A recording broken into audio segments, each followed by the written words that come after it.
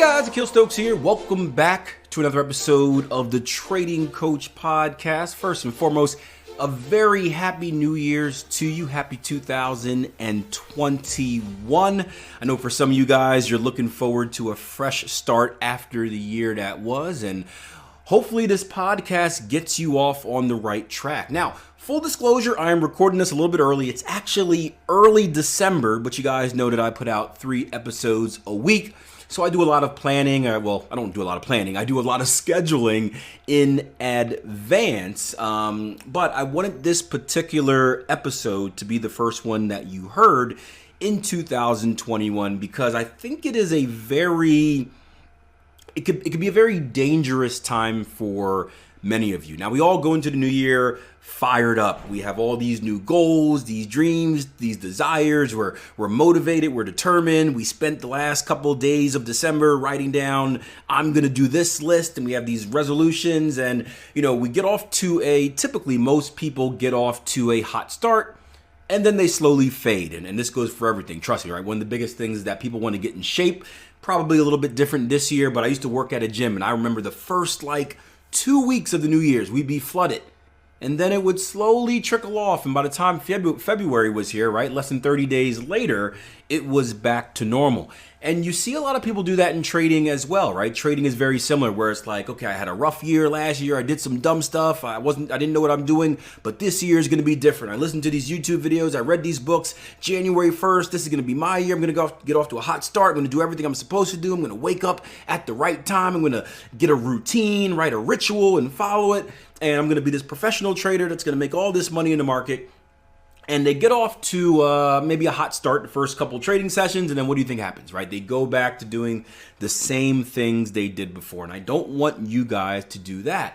But here's why this topic came to mind. So every December, right, from about Thanksgiving to whenever we start up the live trading and whatnot with Tier 1 in January, which is usually the second week, right after New Year's, depending on when New Year's ends, not the day after, but the week after. We start up our trading, and between that time, I take about a month, 5 or 6 weeks to focus on myself.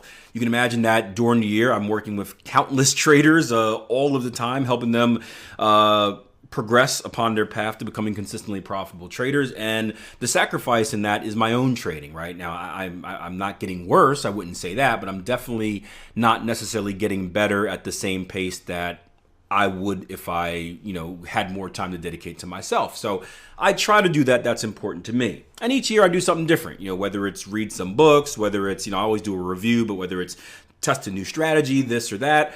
Sometimes it's taking a course. And that's kind of what I'm doing this year. I'm not taking a course per se, but I'm educating myself on something that's interesting to me. And that thing, and if you're on the Tier 1 platform, you've seen us talking about this for the last few months now, that thing is going to be volume in the Forex market. And if you go back to past podcasts or any past conversations that I've had, you've probably heard me, I don't want to say badmouth volume, but say it's not important, or it's not important to me in the Forex market specifically. And the reason for that is because it's an over-the-counter market. There's no central exchange. Therefore, there is no true volume. And something that always bothered me about the topic of volume is that if there's no true number, right? If there's no true number of what volume actually represents, I don't want to give it too much credibility, especially given, it's getting better now, but in the past, given the amount of brokers that are out there, and some are shady, some are not. US, we only have a handful now. There's 1 million in the UK, right?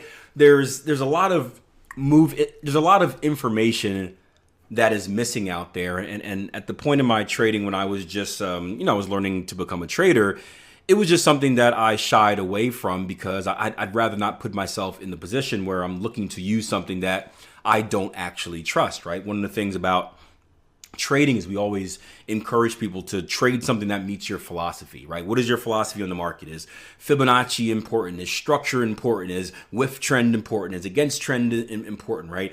You want to take the things that you actually have a core belief about and build your trading strategy around that, because if you don't, you're going to have a very hard time following through, right? Think about it like you're hanging out with your friends and your friends are like, hey, let's go do this. And the thing that they ask you to do is like against everything you stand for. And you're like, this is how my friend gets down. It's going to be very hard to be friends with them. There's going to be some type of divide at a deeper level, and that trust is never going to be the same as it used to be. The markets are the same way, and we know the psychological tolls that the market has on us. Trust me, I've been there. As soon as that losing streak comes, you're going to start questioning yourself. Well, why did I put stops there? Why did I enter there? Right? I don't really think price is going to reverse there, even though the strategy says so. And all it takes is a few cracks to kind of weaken that armor and eventually lead to a bigger psychological mistake. So volume was never anything that I wanted to pursue, just because I didn't see how I can trust it. But over the years of just being involved in the market and always learning and talking to, I've been fortunate to talk to many great figures in the industry. It's cool. We can talk to each other like we're peers. I don't think we're peers. For me, they're like mentors, and I'm like, oh, every time they reach out. But I can have trading conversations with them that doesn't, seem like a giggling little kid, at least until we're done our conversation and I go home and I tell my wife. And I just started looking at, I enjoy digging into new things a little bit deeper to see if they're usable, especially with the type of trader I am, right? The type of trader I am, and I've kind of, I don't want to say gravitated, I've evolved into this type of trader. So I definitely didn't start this way, but I consider myself a pure price action trader. I'm not a counter trend trader. I'm not a trend continuation trader. I wouldn't classify myself as a pattern trader, even though that's something I trade, simple and advanced patterns. I just like to call myself a price action trader. I am someone that looks at the candlestick chart, very minimum indicators. I look at the story that each candlestick tells me, the story that the combination of candlesticks show me and tell me, and I use that to put together my predictions about the market. And adding volume to that is something that I can see as being a compliment. Now, who knows, by the time you're hearing this, I could have completely scrapped the idea and said it was bogus. I could be running with it and be trading something completely different. As far as using volume in my analysis by the time you guys hear this podcast. But it is interesting to me. And while I have this time, I would like to dig into it. And here's the interesting thing, right? So I know I have these 5 weeks. So I started digging into it. I've done kind of a basic kind of old school, not unconscious incompetence, but conscious incompetence, where I know that I don't know stuff, so I'm just on the hunt for information, right? That's the second stage of trading for you guys that are newer. Unconscious incompetence is kind of like baby mode, where ooh, stove, it's red. What does that mean? Psh, hot. And you learn just by trial and error because you don't know, you're just new. Conscious incompetence is when you're conscious about being incompetent, right? You know that you don't know. And that's typically where you're on the hunt for information. That's when you're going through books and YouTube channels and trying to gather all this information that you can. Baby pips, for example. So I started off my journey on that, just kind of educating myself on volume, the differences between, is it something that I can somewhat trust in the Forex market? We know we can trust it in other markets. Can I somewhat trust it in the Forex market? And then slowly educating myself on, trying to figure out how do I want to use it in my trading. And as you can imagine, I'm going through a lot of information. I'm going through some really good videos. I'm reading a really good book right now. Tremendous book. It's not a big one, 131 pages, something like that, but a good book right now. And I find myself tempted to try it out.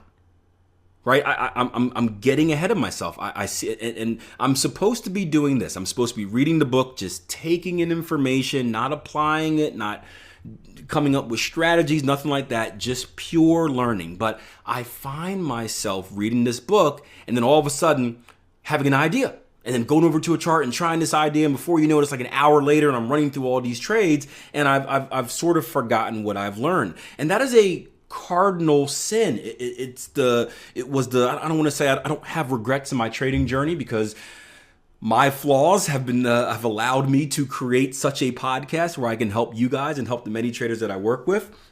But the biggest regret that I have, I guess, would be time wasted. And time wasted with me was looking for the strategy, looking what to trade instead of learning how to trade. And I feel myself doing that again. And the reason I feel myself doing that again is because I know I'm on this strict timeline. I know that I have 5 weeks to do this, and I want to get started right away. I want to jump from A to C. But it's important to understand that you can't do it. You have to learn first. You have to learn, you have to take in the information, you have to retain it. Retaining it is the biggest thing.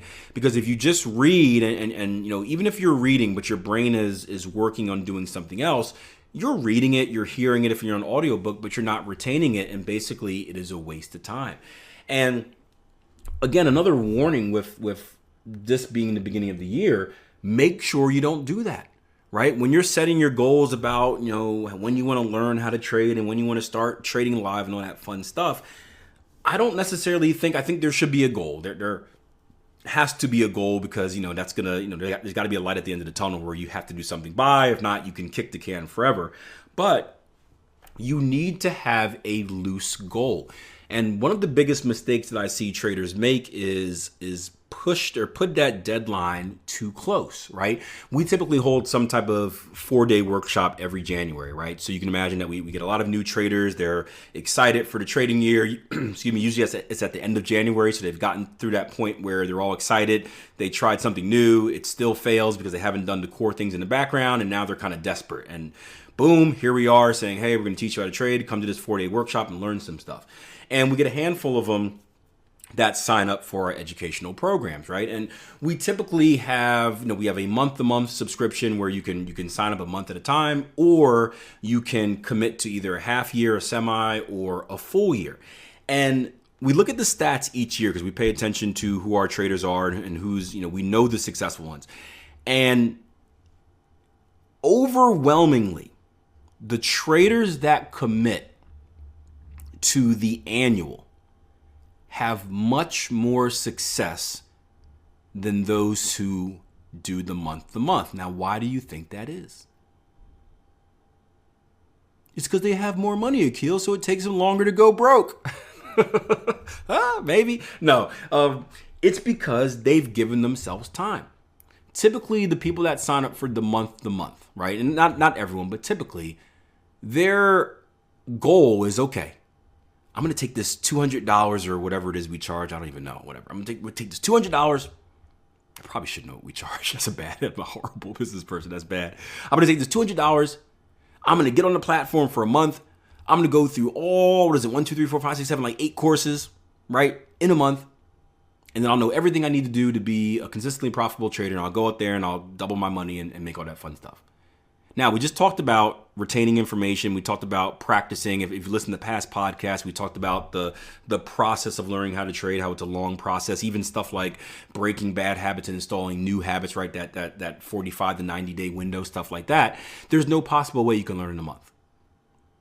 So it's no surprise that we see these traders bomb out. Now, the ones that are on the annual subscription, guess what they have?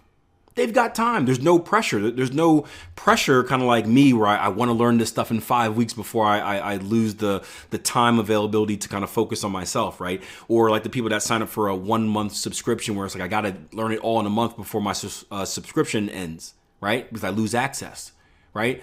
The ones that signed up for a year, they've given themselves time. They've given themselves time to do the things the right way. There's no hard deadline. I guess there's a hard deadline at the end of the year, but a year, that's plenty of time. And because of that, they're patient. They're able to follow kind of that 90-day planner that we lay out where it's like, hey, do this first, do this second, do this third, go back and practice this, then do this, then try this out, then sign up for this, right? Sign up for an accountability session, then go back to this, right? They can go through that process the right way and get more out of it, because they're not rushing. And again, that is so key to trading. When I took my training course, I failed for like a year because I was rushing through trying to just learn how to trade. And it ended up with me taking steps backwards and need to do it all over again. When I did all over again, I focused on doing it the right way. There were still hurdles, right? but there weren't as many steps back. It was 2 steps forward, 1 step back, 2 steps forward, 1 step back, instead of no steps forward, 10 steps back, right? So it's very, very, very important. You have to have your priorities straight. This also reminds me of a conversation I was having with a trader on the platform the other day, and this is a trader I've been working with probably, man, it's got to be over a year right now, and this trader just had a light bulb go off, right? He if you guys watch my weekly videos on YouTube, I think the video titled, man, I got to get better at remembering what I actually do, but it was the one after is Bitcoin crashing. But we talked about this trader and how he finally spent time in a live trading room and actually saw the live analysis and how to practically apply what we're learning. And it was a light bulb moment where he's like, this is cool. He's been very active on the chat lately, and he's thinking about, he's starting to see how it all connects, right? He's no longer kind of lost in the training. He's starting to get it. So he's starting to think about new things. He just saw that, we have a few traders on the platform that were able to get funded during the COVID period. And now he's thinking about, man, like this is giving me new motivation. I'm talking to this guy right now. He just got funded. That's a goal of mine. I can see myself doing this. How do I do that? And I had to say, hold on, man. You're not there yet. Don't get ahead of yourself. Don't even focus on getting funded. You still have to learn how to trade. There's still so much that you're missing, and I don't want you to rush through. Because when you rush, trust me, you're going to go backwards. You're going to go backwards. And it's kind of cool in the position that I'm in right now, where even though I'm this professional trader, I've been consistently profitable for so many years, I'm learning something new. There should be no rush for me to trade it because I don't or to learn it because I don't need to. Right? I don't need to change anything in my trading. I want to so I can continue to evolve, but it's not like I'm in a situation where it's like, if I don't change something by January, I'm going to lose money. No, I'm fine. I've had a hell of a year. But I still feel myself under that pressure of like, I want to do it now. I want to do it now. That I wouldn't even call it instant gratification because it's not necessarily I want to get something out of it, but kind of that need to rush past the just absorption of knowledge part and get to the practical application. So if I'm feeling that, right, I can just imagine how you guys are feeling when you're going through the same thing. And that's not a feeling that I've had in a while because, again, I haven't been in the pure educational kind of do or die, learn how to trade mode in over 12 years. So I thought that was cool. And I thought that, I think there were some tips in this podcast, obviously, about not rushing, about doing things the right way. But I also hope it's cool to see that, hey, this guy, professional trader, Akil Stokes, consistently profitable for all these years, I still feel the same things that you guys do, right? So when you feel these things, it's not a negative. It is normal. The difference is I'm able to talk to myself and recognize it and be like, hey, Akil, hold on, chill, relax, come on, stop. And get myself on the right track. And hopefully this encourages you guys to do the same and not fall victim to that rush mentality.